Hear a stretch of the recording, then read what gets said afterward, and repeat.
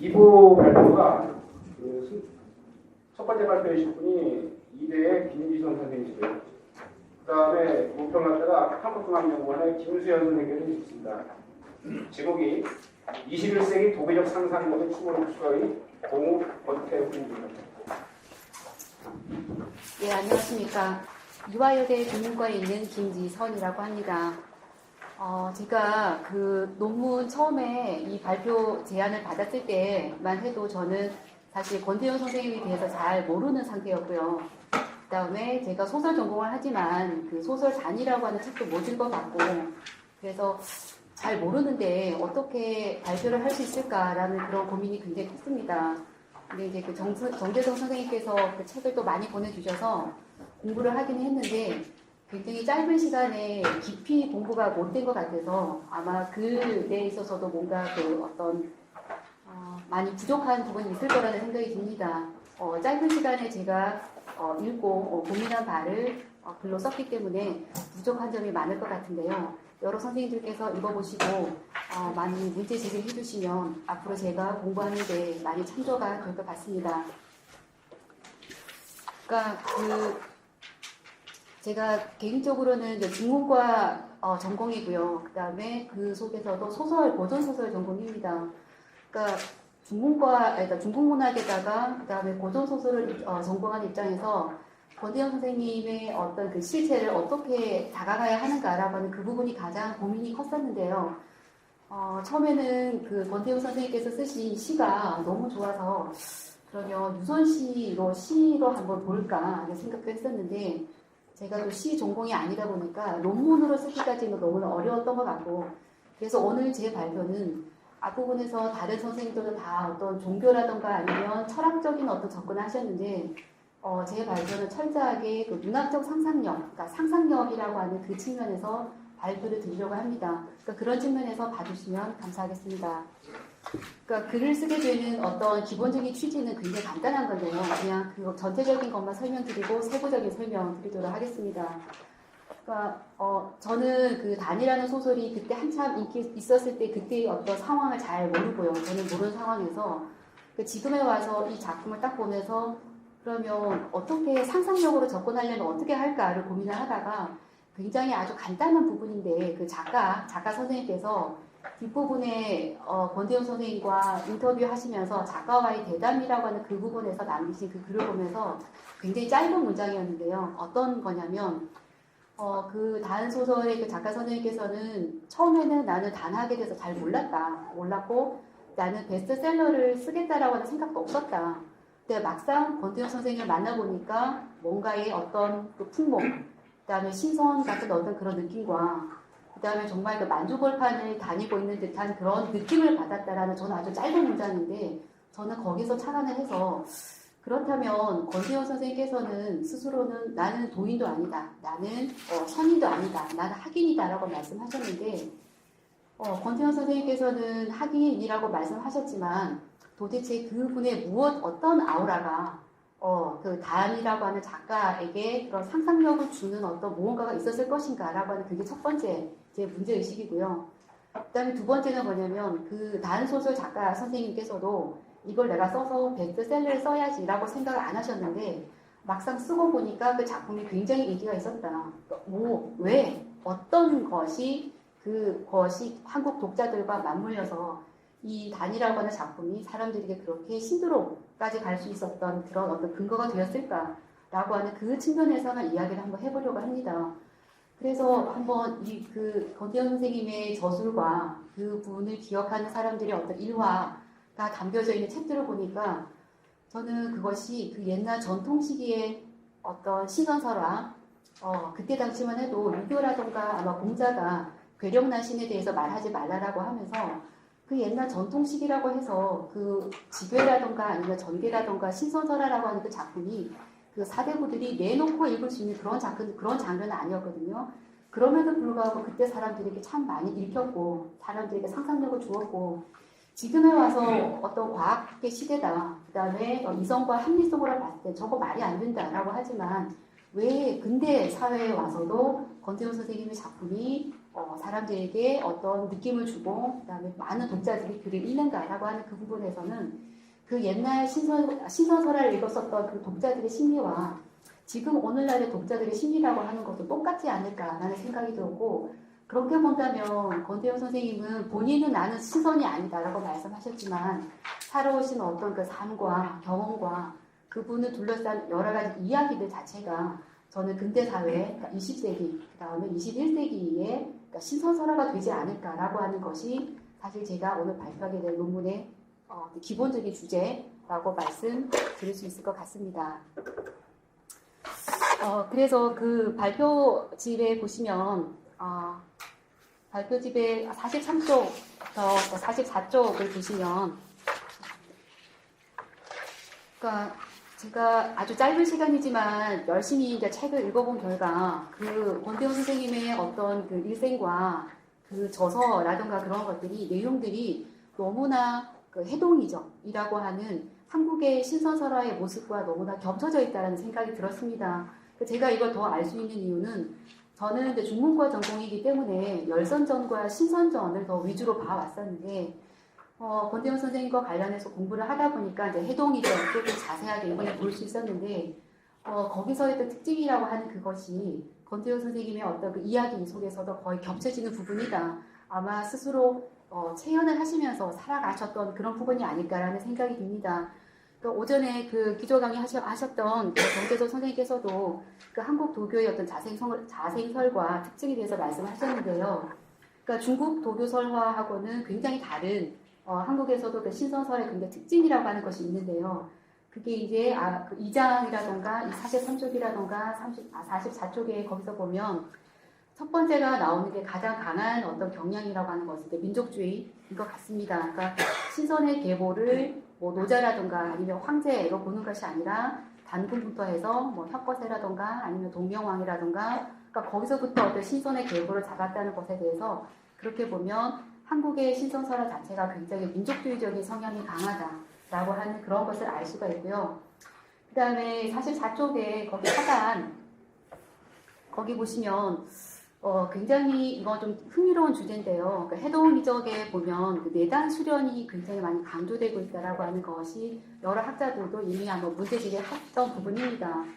근데 그 44쪽에 그 세 번째 단락, 네 번째 단락 보시면 그러니까 신선 수련을 하다가 마지막 부분에서 그 수련이 실패가 되어서 신선이 되지 못했다라고 하는 그런 이야기 플롯 구조가 유사한 그런 이야기가 중국에도 있는데 중국 태평광이라던가 아니면 두자춘이라고 하는 그런 소설에서는 그러니까 이야기 플롯은 되게 비슷한데 그 수련 과정은 상당히 외단도 같이 섞여 있는 그런 부분이 있었다면 아주 독특한 우리나라 그 신선사라 중에 하나인데 권진인이라고 하는 그 이야기에서는 상당히 내단 수련에 대한 이야기가 많이 나와 있다라고 하는 것.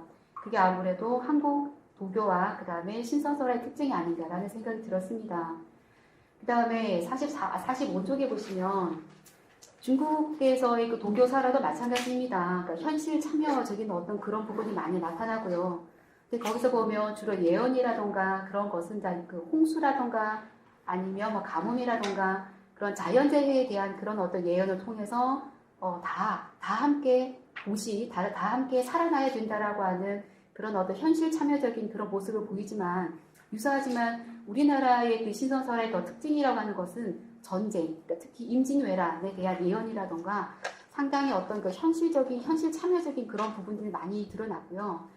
그 다음에 우리나라 신선설의 신선 계보에서 강감찬 장군이라던가 아니면 곽재우 장군이라던가 그러니까 전쟁에서 어떤 공을 세운 사람들이 신선설화에 들어가 있다라고 하는 것도 굉장히 한국 신선설화에서의 어떤 특징이라고 보여집니다.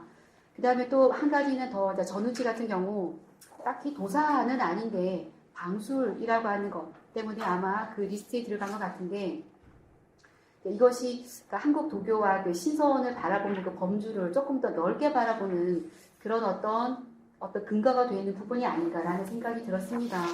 근데 앞부분에서 이 이야기를 제가 한 것은 그러니까 방금 봤던 어떤 현실 참여라던가 아니면 민족주의적인 성향이라던가 아니면 단군을 시조로 모신다던가 어떤 이런 부분들이 권태용 선생님의 어떤 그 삶과 실천에 너무나 맞닿아 있기 때문에 그렇게 한번 이야기해 봤고요. 그래서 46쪽과 47쪽은 그 내용들이 워낙 저서도 많이 쓰시고 내용도 많아서 그걸 제가 다 하기는 너무나 힘들고요. 그 46쪽에 거기 보시면 아까도 제가 말씀드린 것처럼 선생님이 그야말로 어떤 선인처럼 그런 어떤 풍모를 보이시면서 살아간 그 모습과 그래서 어떤 작가가 받았던 어떤 영감과 그 다음에 그곳으로부터 어떤 비롯되는 그 독자들의 어떤 영감이라고 하는 그런 부분들이 저는 굉장히 중요한 부분이다라는 생각이 들었습니다. 아까 초반기에 제가 너무 떨려가지고 말씀을 못 드렸는데요. 그러니까 저는 그 단이라고 하는 작품이 크게 유행했던 그 당시에 그 사회적 맥락을 잘 몰라서 저는 그냥 피상적인 어떤 상황에서 말씀을 드리자면 분명히 그때 이제 제가 잘 모르는 부분이기 때문에 나중에 이제 질문을 주시면 많이 가르침 주시면 제가 나중에 더 참고를 하도록 하겠습니다. 근데 저는 이제 어떤 생각이 들었냐면 당시에 아마 그 민족의 그 주체성이라던가 아니면 어떤 자긍심이라던가 그런 부분이 가장 더 한국 독자들에게는 더 크게 어필하는 부분이 아니었을까라는 생각이 들고 아마 그런 부분에서 많은 오해들이 있고 그런 부분이 있지 않았을까라는 생각을 합니다. 근데 그런 부분이 아니라 그냥 정말 문학적인 접근에서 정말 독자라고 하는 입장에서 봤을 때 그런 어떤 뭐 정치라던가 민족 문제라던가 저는 그 부분이 너무나 예민하고 너무나 어려운 문제라서 일부러 그 문제는 제가 일부러 피했고요. 근데 그럼에도 그 권태현 선생님이 이제 보여주신 그 어떤 아우라 자체가 지금 근대 독자들에게 어떤 영혼의 자유 아니면 어떤 안식이라고 하는 그런 자유로운 상상력을 주는 그런 근거가 되었는가라고 하는 그런 부분에 대해서 한번 생각을 더 해봤고요. 그러니까 이제 아까 앞부분에서도 말씀드렸는데 46쪽에 그 세 번째 단락에 보시면 정재성 선생님께서 이 책을 이제 편집을 하셨는데 서문에서도 참 이게 너무나 따뜻하다라는 느낌을 받았습니다.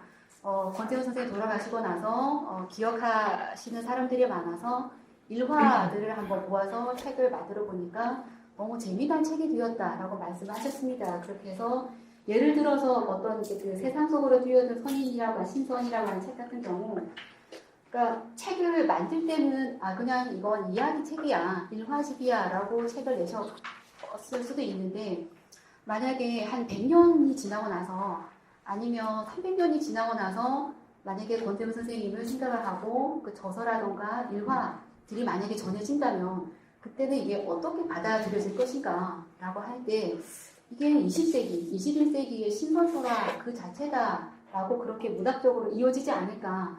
그러니까 오전에도 이제 그 기조 강연에서도 말씀하셨지만, 그러니까 근대 도교라고 하는 그 어떤 지점, 중심점이라고 하는 그런 어떤 측면에서 권태현 선생님의 저서라고 하는 것도 굉장히 중요하지만, 문학과 도교설화, 신선설화라고 하는 그 맥락에서 봐서도 권태현 선생님이 남기신 어떤 그 족적이라던가 그 분을 기억하는 사람들의 그 이야기들 자체가 저는 굉장히 중요한 신선설화의 어떤 맥락, 이어나가는 그런 부분이다라는 생각이 듭니다. 그래서 46쪽 밑에 부분이랑 47쪽 그 부분은 너무나 많이 보여주시는 어떤 수련과 거기에서 보는 사람들이 느꼈던 독자들이 느꼈을 어떤 놀라움들 그런 어떤 부분들에 대해서 제가 압축적으로 글을 썼고요.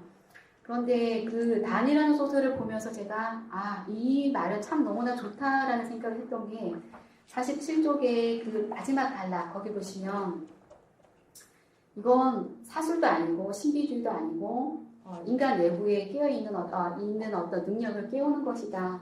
그래서 결국은 이것은 좋은 세계를 만들어 나가는 데 있다. 라고 그렇게 말씀을 하셨다라고 단에서 적고 있습니다. 그러니까 결국은 물질 세계라고 하는 곳에 너무나 억눌려져 있었던, 피폐해져 있었던 그런 독자들에게 정신 세계가 가지고 있는 아름다움, 그 다음에 정신 세계의 어떤 자유로움이라고 하는 그 부분을 이야기를 해 주신 것만 해도 굉장히 독자들에게 그 어떤 많은 영감과 정신적인 위안을 주지 않았을까라는 생각이 듭니다. 그래서 48쪽을 보시면요. 그래서 뭐 아인슈타인 이야기도 나오고 뭐 믿을 수 없다라고 사람들이 이야기할 수도 있을 것 같기도 합니다. 그런데 그렇다면 이런 해석은 어떨까라고 한번 제안을 해보고 싶은 게 48쪽에 두 번째 단락 거기 보시면 러시아 학자 그 토도로프라고 하는 학자가 있습니다. 그러니까 이 사람은 뭐 어떻게 그 환상적인 서사물을 어떻게 읽을 것인가에 대해서 이야기를 한 적이 있는데 사람이 어떤 환상물, 그러니까 환상적인 이야기를 읽을 때 어디서 재미를 느낄까? 저게 진짜 환상일 거야 라고 하는 그 자체가 재미있는 것이 아니라 사람들이 저게 진짜일까? 가짜일까? 라고 하는 그 어떤 정신의 어떤 시소놀이, 이걸까? 저걸까? 라고 하는 거. 요즘에 그 판타지 서사들이 굉장히 많습니다. 얼마 전에 유행했던 별그대 같은 그런 드라마도 있는데 거기서도 바로 옆집에 외계인이 산다라고 하는 설정에서 시작합니다.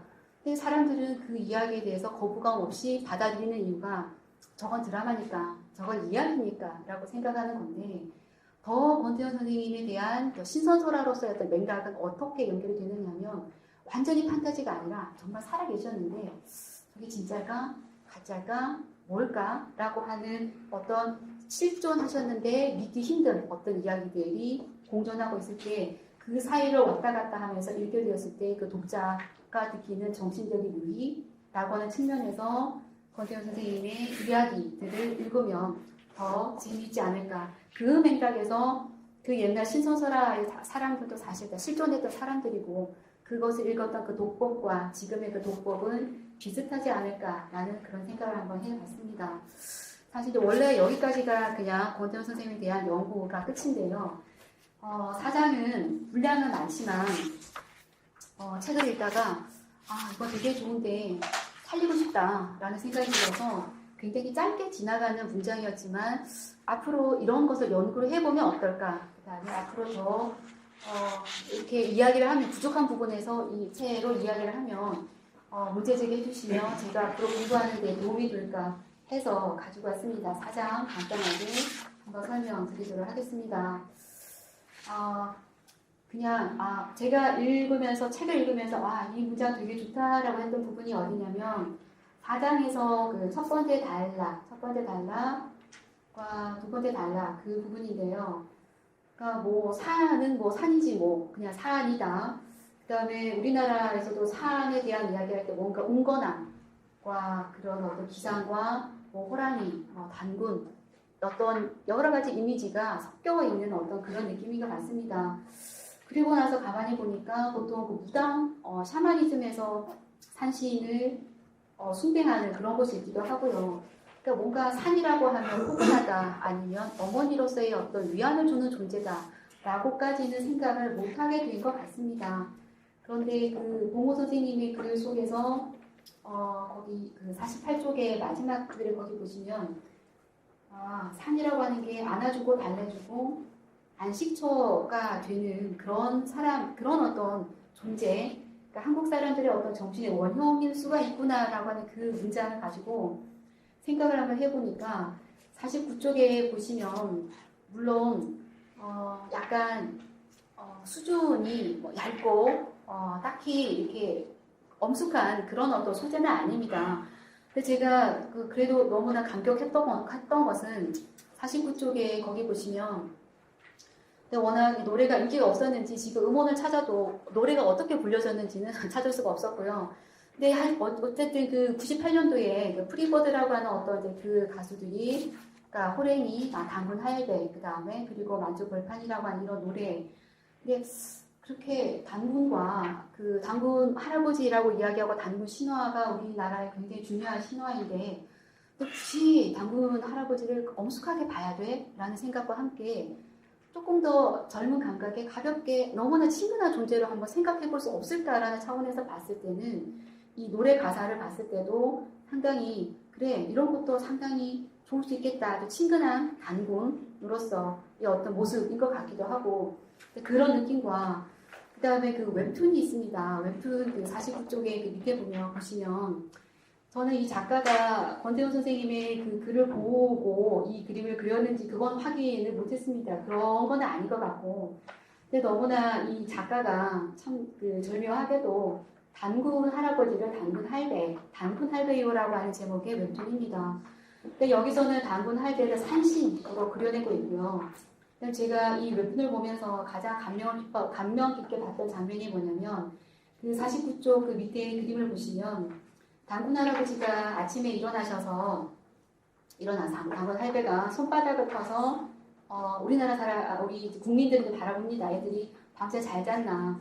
근데 굉장히 피곤한 그런 아저씨의 어떤 그 몸을 마사지 해주면서 피곤을 풀어주게 하는 어떤 그 치유를 해주는 너무나 친절한 할아버지의 모습이라고 하는 이 부분이 너무나 권태호 선생님 같기도 하고, 그 다음에 그 산신과 원래 단군의 모습도 엄숙하고 어떤 그 거리감을 있는 그런 어떤 신이 아니라 가까이 있는 어떤 존재로서 생각해 볼 수 있지 않을까라고 하는 그런 차원에서 한번 글을 써봤고요. 50쪽에 한번 보시면 웹툰에서도 굉장히 좋았던 게 그 호랑이가 우리나라 단군 신화에서는 호랑이가 사실 인간이 되지 못한 어떤 좌절한 인간의 모습이 그런 어떤 실패한 어떤 존재이기도 하고 굉장히 우리나라 그 어떤 설화에서 호랑이가 차지하는 부분이 가장 크다고 합니다. 그 각주 15번에 보시면 우리나라 동물단 중에서 호랑이가 가장 많은 부분을 차지하는데 그만큼 한국 사람들에게 호랑이라고 하는 어떤 원형은 굉장히 중요한 아주 가깝게 있는 그런 동물이다라고 생각이 듭니다. 곡간과 호랑이라던가 다양한 측면에서 호랑이를 볼 수가 있는데요. 근데 저는 또 한 부분인데 50쪽의 그 세 번째 단락에 아주 짧게 지나가는 딱 한 문장이었는데 산속에서 수련을 하면 호랑이를 만나게 된다라고 하는 그 문장을 딱 보면서 이것도 살리고 싶다. 근데 어떻게 한번 살려볼까? 앞으로 제가 더 고민을 해봐야 되는 문제라고 생각합니다. 그러니까 정신 수련을 하는 사람이 왜 호랑이를 만날까라고 하는 이 부분에서 저는 혹시 알게 모르게 한국 사람들의 어떤 그 정서에 가장 깊게 박혀있는 동물이 호랑이인데 곡간과 호랑이라던가 아니면 그 사람을 잡아먹는 호랑이라던가 그런 것이 아니라 한국 사람들의 어떤 그 내면에 있는 어떤 내면성을 보여주는 동물이 혹시 호랑이가 아닐까라는 생각이 들어서 그래서 찾아봤더니 그 해동이죠. 거기서도 보면 수련을 하다가 호랑이를 만났다. 그런데 이 호랑이가 아주 순한 호랑이, 그러니까 수련자를 따라다니는 호랑이라고 했는데 이게 혹시 그냥 단순한 것이 아니라 어떤 인간의 그 내면 세계를 나타나게 해주는 그런 호랑이가 아닐까라고 하는 그런 측면인데요. 그러니까 제가 왜 이런 생각을 했느냐면 한 몇 년 전에 제가 호랑이와 관련해서 논문을 하나 쓴 게 있습니다. 근데 그게 이제 50쪽 마지막 단락인데요. 그러니까 태평권기에서도 그렇고, 그 다음에 일본에서 근대문학 산월기라고 하는 작품에서도 그렇고, 51쪽에 보시면, 우리나라 그 윤대녀이라는 사람의 작품, 호랑이는 왜 바다로 갔나? 라고 하는 작품에서 약간 층위들이 조금씩 다른데, 그러니까 인간 내면의 우울함과 광기라던가 어떤 무기력함, 그러니까 인간 내면의 어떤 그 느낌이 호랑이로 드러나는 그런 부분이 있어서 제가 몇 년 전에는 이게 동아시아 문학에서의 그 호랑이의 어떤 독특한 상상력, 우리는 산속의 어떤 그 어떤 그 최고의 어떤 권력자로서 호랑이를 생각하지만 뭔가 그 우울한 아니면 인간의 내면을 표현해주는 동아시아 문학에서 하는 것이 아닌가라는 생각을 했었고요. 한 작년인가 아주 최근에 본 영화인데 51쪽의 두 번째 단락에 보시면 이것도 너무나 절묘한데 그 대만 출신의 감독입니다. 이안 감독이라는 사람이 영화는 헐리우드에서 찍었으나 대만 감독이 찍은 어떤 작품인데 여기서도 보니까 어떤 그 주인공 소년의 그 내면이 이제 결국 호랑이였다라고 하는 그런 형상을 보면서 이게 굉장히 물론 다릅니다. 해동이적에서의 그 호랑이와 수련하면서 만나는 그 호랑이와 그 다음에 문학 속에서 보여준 호랑이는 분명히 다르겠지만 뭔가 그 독특한 그 어떤 정신 내면 세계를 표현하는 어떤 그 원형으로서 호랑이가 연구되면 또 더 흥미롭게 되지 않을까라는 그런 생각이 들었습니다. 그런 것과 마지막 한 가지 간단하게 설명하고 발표 마치도록 하겠습니다. 51쪽에 거기 보시면 밑에 이제 오타도 있는데 이제 그 채술 이야기 한번 하도록 하겠습니다. 그러니까 검술 이야기를 참 많이 하셨는데요. 이것도 보면 어떻게 구체적으로 하는 것인지 연구를 하고 알면 좋겠다라는 그런 생각이 들었었는데 그 51쪽 그 밑에 이제 사파 이 그림은 워낙 유명한 그림이기도 합니다. 다시 제가 중국 문학 전공에다가 최근에 이제 사파에 관한 글을 좀 쓰다 보니까 이 그림을 보면서 다시 한번 이야기해봐야겠다라는 생각이 드는 게 그냥 그 의지문덕, 그래서 검술과 함께 의지문덕의 어떤 경국도 많이 보셨다고 그 이야기가 굉장히 많이 봤고요. 그 다음에 이제 그렇게 했었는데 이 그림 같은 경우는 명대 성화연간에 북경에서 찍은 어떤 판본의 그림입니다. 근데 저는 근데 제가 만약에 잘 몰랐을 때는 그냥 비검, 의지문덕의 뭐 비검이라고 하면 그냥 칼이 워낙 날렵해서 비검이라고 했겠지라고 그렇게 생각을 했을 것 같은데 그 밑에 이제 그림을 보시면 저는 이 그림이 굉장히 2차원의 어떤 그림인데 판화인데 굉장히 그 폭도 좁고 한계가 있음에도 너무나 역동적으로 그림을 잘 그렸다는 생각이 드는 게 그림에서 거기 이제 구름 모양의 그 어떤 무늬가 보이는데요. 이게 사파에서 보니까 이 구름 모양이라고 하는 것은 어떤 멀리 날아가는 것이라던가 멀리 있는 것을 끌어당겨서 왔을 때 가까이에서 그림을 표현하려고 할 때 이 구름 모양을 쓰는 것 같습니다. 근데 여기서 보니까 이제 칼 5개가 이 구름 모양 안에 칼 4개가 들어가 있는데 이게 보니까 아마 날아가는 그 굉장히 역동적인 어떤 장면을 구름 속에다가 이게 그림을 보여준 게 아닌가라는 생각이 들고 그 옆에 이제 서린귀라고 하는 그 장군도 이제 그 활을 쏘는데 구름 모양 안에 있습니다. 굉장히 입체감과 속도감을 주기 위해서 그린 어떤 구름 모양인데 그 속에 있는 것을 보면서 정말 칼이 날아가고 있다라고 하는 나르는 어떤 그 검술이라고 하는 것이 있었겠구나.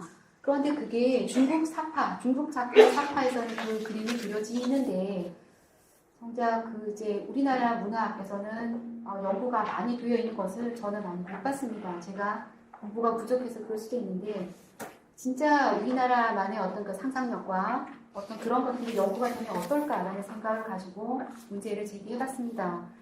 그래서 52쪽을 보시면 연개소문에 관련된 뭐 드라마라든가 작품이라고 하는 것이 맞습니다. 그리고 제가 또 그 워낙 중국 문학 전공을 하다 보니까 봉우일기 보면서 굉장히 야 이거 되게 내가 눈여겨봐야겠다라고 생각했던 아주 짧은 한 2-3개의 글이 있는데 보니까 이제 권태훈 선생님께서는 막 서유기도 보시고 그다음에 공신년이라던가 그다음에 그 무협 소설을 굉장히 많이 보셨다라고 하는데 그러니까 정말 그 체술에 뛰어나신 분이 무협 소설을 보시고 그 어떤 좀 무협에 하는 장면을 보시고 이게 정말 제대로 묘사됐다 아니다라고 하는 것을 이제 구분해내시는 거 보면서 이게 그냥 만들어지는 게 아니구나라는 그런 생각을 했습니다. 그래서 이제 52쪽에 제가 드리고 싶은 말씀은 3번째 단락에 보시면 이게 판타지 서사가 요즘 굉장히 많습니다. 그러니까 그냥 막 만들어지는 것이 아니겠구나라는 생각이 들었고 만약에 지금까지 살아 계셔서 보시면 뭐라고 하실까 저는 그 부분이 가장 궁금하기도 하고요. 저게 제대로 됐다 아니다 말씀하실 것 같기도 한데 그 속에서도 배우는 것이 있지 않을까라는 생각이 듭니다. 근데 우리나라 무협소설이라던가 그런 걸 보면 뭔가 무협에 대해서 잘 모르는 체술에 대해서 잘 모르는 사람들이 글을 쓰는 것 같다라는 비판을 많이 하셨는데요. 근데 그 자체라기보다는 결국 이제 상상력이라던가 여러 가지 판타지를 만드는 데 있어서 진짜 어떤 현실이라는 그 부분에 대해서 배경을 두고 이야기를 만들어야 더욱더 어떤 진실성과 환상성이라고 하는 것이 다 가지 않을까라고 하는 그 부분. 그래서 연구가 굉장히 많이 되고 있고 천부경의 비밀과 백두산족 문화라고 하는 그 책에서도 아마 그림이랑 막 되어 있는데 그런 것들도 앞으로 제가 잘 모르지만 연구가 되어야 되지 않을까라고 하는 그런 어떤 측면입니다. 그래서 결론 부분에서 53쪽을 보시면 아까 제가 말씀드린 것처럼 저건 거짓이야, 저건 말도 안 되니까 저건 포함된 거야 라고 이야기하지만 그 옛날 전통 시기에도 공자가 괴력난신을 보면 안 돼, 말하지 마라고 했는데도 사람들은 신성설화를 즐겨보았고 직업에 있어서도 여전히 어떤 그 시공간을 초월하는 어떤 그 자유로움과 그 영혼을 갈망합니다. 그러니까 그런 어떤 생각들이 지금에 와서 이렇게 그냥 나온 것이 아니라 그것은 하나의 전통부터 이어져 오는 어떤 그 비슷한 독법이라고 하는 것과 독자들이 느끼는 그 어떤 감성이라고 하는 것은 분명히 비슷한 것이고 그 부분은 반드시 연결되어야 되는 부분이고 그러니까 그렇게 생각한다면 앞으로도 어떤 그 신성설화라던가 이런 부분들이 없어지는 것이 아니라 과학이 발달을 해서 그것이 없어지는 것이 아니라 영원히 남아서 우리들의 어떤 그 영혼의 그 해방감을 느끼게 해주는 그런 근거가 되지 않을까. 그런 측면에서 봤을 때 권태원 선생님의 저서라던가 일화라던가 그 삶의 어떤 그 행적, 어떤 보여주신 그 어떤 모습 자체가 신선소라 문학적 상상력으로 봤을 때 어떤 더 큰 어떤 원동력이 되지 않을까라는 생각을 한번 해봤습니다. 발표하도록 하겠습니다.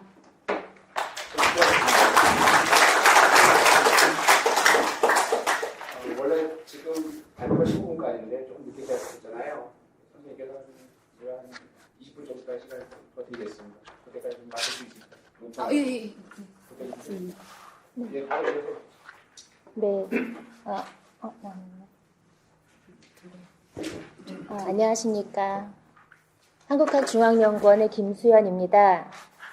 제가 준비해온 논평지를 읽는 것으로 논평을 대신하겠습니다. 본 논문에서 주목한 봉우 권태훈 선생의 일생은 발표자께서 말씀하신 대로 조선조 해동 이적이 여전히 현재 진행 중인 서사이고 해동 이적에서 구현된 도교적 상상력이 오늘날에도 유의미함을 말해주고 있습니다. 특히 이 글은 선생의 삶을 문학적으로 조망한 소설에 20세기 후반의 한국 독자들이 열광했던 그 현상이 시사하는 바와 또 문학 창작의 원동력으로서 선생님의 삶과 또 풍모가 지닌 한국인의 원형적 신상, 그리고 선생의 일화가 지닌 21세기 한국 신선설화로서의 어떤 가치를 구명하고자 한 논의이기에 매우 뜻깊은 작업이라고 할 것입니다. 이를 위해 발표자는 해동이적을 중심으로 한국 신선설화의 고유성을 강한 민족주의적 성향, 내단수련 강조, 또 다수의 전란 예언 신선전기, 또 도교와 상관없는 당술이나 기이한 행적수록으로 꼽은 후에 이를 바탕으로 해동이적의 21세기적 재현으로서 선생님의 삶을 고찰하였습니다. 이런 취지에 있었기 때문에 이 글은 3장과 4장이 논의의 핵심이자 또 봉우 선생의 삶이 지니는 가치의 어떤 진면목이 될 것입니다. 저는 봉우 선생의 삶에 대한 깊은 감명과 경의를 표하며 또 그분의 인생 궤적이 과거와 현재를 잇는 도교 서사와 상상력의 흐름 안에 있음을 포착한 발표자의 시각에 동의하면서 간단한 의문점에 대해서 보충 설명을 부탁드립니다. 3장에서 발표자께서 단에 대한 독자들의 어떤 신드롬적 열광은 이 소설이 80년대 중후반 일제 식민사관에 의해 자기 비하 내지는 자기 모멸에 빠져 있던 독자들에게 스스로의 긍지를 높이게 해주었기 때문이지만 그 가치가 단지 이뿐만이 아니고 그 밖에 간과해서는 안 될 다양한 사회문화적 맥락이 존재한다고 했습니다. 그러나 뒤이은 논의에서는 80년대 중후반의 사회상보다는 선생의 삶의 면면들이 지닌 의미와 또 회자되는 일화의 성격 및 수연법 이런 것들을 논하셨는데요. 단의 흥행을 불러온 80년대 독자 대중의 삶이나 그들이 단에 열광했던 맥락으로서의 어떤 사회상 이런 것들이 부각되지 않은 듯합니다. 이에 대한 보충 설명을 부탁드립니다. 또 4장에서는 선생의 삶이 새로운 도교적 상상력의 원천이 되고 있음을 이제 밝히고자 하셨습니다. 이를 위해 태평광기부터 현대의 소설과 영화까지를 아울러 산신신앙과 호랑이 서사가 지닌 의미를 고찰한 후 다시 선생이 중시한 어떤 채술법 등을 논하셨습니다. 발표자는 선생이 강조한 한국 고유의 채술이 고래의 전통을 잇는 것이라 이야기하고 또 그 전거를 들어가며 세심히 논증하였습니다. 그런데 이제 4장의 제목에서 의도했던 어떤 새로운 도교적 상상력의 원천으로서의 지위를 갖는 선생님의 어떤 삶에 대한 서술은 충분히 논의되지 않은 듯한 인상을 줍니다. 그래서 선생님의 삶의 원천으로 작용한 전례의 어떤 사유나 채술에 이어서 다시 그분의 삶이 원천으로 작용한 상상력의 어떤 구현이 보강되는 것이 기대가 되고 여기에 대해서 물론 단이라는 이제 소설이 직접적인 영향을 받은 것으로는 단이라는 소설이 있지만 그걸 조금 더 넘어설 수 있는 어떤 자료들이나 또는 저희가 알 수 있는 부분에 대해서 좀 보충 설명을 해주시면 좋겠습니다. 저는 이 발표자 선생님의 글을 통해서 봉우 선생님의 삶의 일면을 접하게 되었고 또 그걸 접하는 과정에서 사실은 오늘날 지식인으로서 또 어떠한 삶을 살아가야 하는가에 대한 고민을 하게 되었습니다. 그래서 독자에게 감동을 주고 또 대중의 흥을 일으키고 사람들로 하여금 사유하게 하고 사회로 하여금 성찰하게 하는 그런 글쓰기, 이런 성격의 글쓰기를 하는 것, 한편이라도 이런 글쓰기를 할 수 있는 것도 참 어렵다고 생각하고 있는데 그것을 온 몸으로, 온 삶으로 구현하신 선생님께 깊은 존경을 표하면서 토론을 마치겠습니다.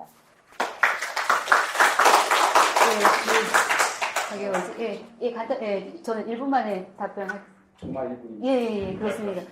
너무 이렇게 상세하게 질의하셨는데 저는 한 1분 만에 대답할 것 같아서 너무 죄송한데요. 그러니까 너무 이제 잘 정확하게 지적을 하셨고, 그 3장에서는 그때 그 사회상이라든가 그 맥락을 제가 알면, 기억을 하면 했을 텐데, 그 부분을 알 수가 없는 상황에서 일단 그렇게 글을 썼고요. 근데 분명히 이제 그 정치적으로 아니면 여러 가지 막 민족성이라든가 그런 부분을 가지고 이야기 많이 했을 것 같은데, 그게 아니라 문학적인 측면에서 한번 보면 어떨까 싶어서 이제 그렇게 논문을 쓰게 된 그게 첫 번째 거고요. 그 다음에 이제 두 번째 같은 경우도 아까 말씀드린 것처럼 사장 같은 경우는 사실 분량은 제일 많지만 이거 놓치기 너무 아까운데 이거 한번 해볼까 그냥 그래서 한 몇 줄, 한 줄과 두 줄, 한 단락, 두 단락인데 이거 되게 글이 너무 좋다라고 생각해서 앞으로 한번 해봐야겠다는 차원에서 글 쓴 거라서 제가 여기서 더 어떤 것을 더 말씀드리는 제가 아는 게 부족해서 더 하기 힘들지 않을까라는 생각이 듭니다. 예. 이분 3초 여자 선생님이라서 시간 좀 주세요. 감사합니다. 네, 선생님 수고하셨습니다. 예, 감사합니다.